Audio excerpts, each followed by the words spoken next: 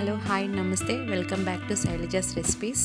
చాలా తక్కువ మసాలాలతో egg curry సింపుల్గా టేస్టీగా ఎలా చేయాలో చూద్దాం. ఇది చపాతీ నాన్ రైస్లోకి చాలా బాగుంటుంది. ఆనియన్స్ టమాటోస్ 3 పెద్ద సైజు తీసుకొని సన్నగా కట్ చేసి ఈ విధంగా పెట్టుకోవాలి. పచ్చిమిరపకాయలు 4 తీసుకొని సన్నగా కట్ చేసి పెట్టుకోవాలి. స్టవ్ని మీడియంలో పెట్టుకొని ఎగ్స్ని 15 మినిట్స్ వరకు ఉడికించి పొట్టు తీసేసి ఈ విధంగా పెట్టుకోవాలి. కడాయి తీసుకొని 3 టేబుల్ స్పూన్ ఆయిల్ వేసుకొని ఆవాలు జీలకర్ర 1/2 టేబుల్ స్పూన్ వేసుకొని చెక్క లవంగ బిర్యానీ ఆకు పచ్చిమిరపకాయలు వేసుకొని ఫ్రై చేసుకోవాలి.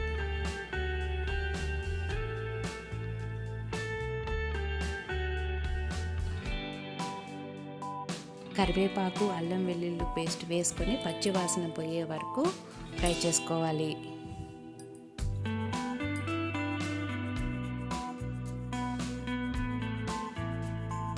ఇప్పుడు సన్నగా తరిగిన ఉల్లిపాయలు వేసుకొని బ్రౌన్ కలర్ వచ్చేంత వరకు ఫ్రై చేసుకోవాలి. 5 to 8 మినిట్స్ వరకు స్టవ్ని మీడియంలో పెట్టుకొని ఫ్రై చేసుకోవాలి. తగినంత పసుపు 1 టేబుల్ స్పూన్ కల్లుప్పు వేసుకొని ఫ్రై చేసుకోవాలి.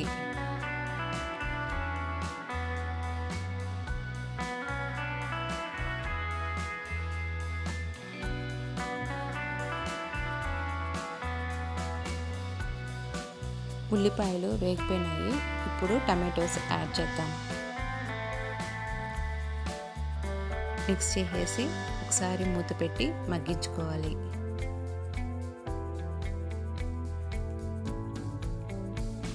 తర్వాత మూత తీసేసి ఒకసారి కలుపుకోవాలి. ఉల్లిపాయలు టమాటోస్ ఈ విధంగా మగ్గిపోయిన తర్వాత 1 టేబుల్ స్పూన్ కారపొడి 1 టేబుల్ స్పూన్ ధనియాల పొడి వేసుకొని మిక్స్ చేయాలి. కారపొడి చూసి వేసుకోవాలి.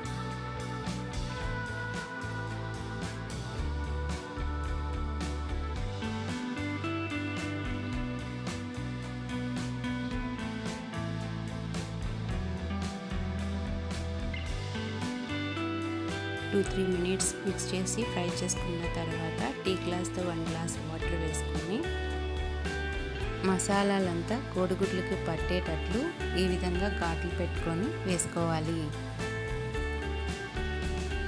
అంతా బాగా మిక్స్ చేసి దంచిన మిరియాల పొడి 1/2 స్పూన్ వేసుకొని కలపాలి.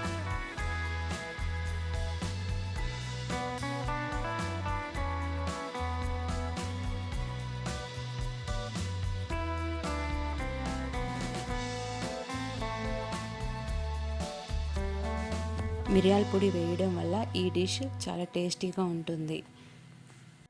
టీ గ్లాస్తో 1/2 గ్లాస్ వాటర్ ఇప్పుడు యాడ్ చేశాను. మీరు కావాలంటే స్కిప్ చేసేయవచ్చు. కొంచెం గ్రేవీ కావాలంటే యాడ్ చేయాలి, లేకపోతే స్కిప్ చేసేయవచ్చు. 3-4 మినిట్స్ ఉడికించుకున్న తర్వాత ఆయిల్ అనేది ఈ విధంగా పైకి తేలుతుంది. అప్పుడు స్టవ్ ఆఫ్ చేసేసుకొని కొత్తిమీర చల్లుకోవడం. అంతేనండి, ఎగ్ కర్రీ రెడీ అయిపోయింది. Thanks for watching. Please do subscribe.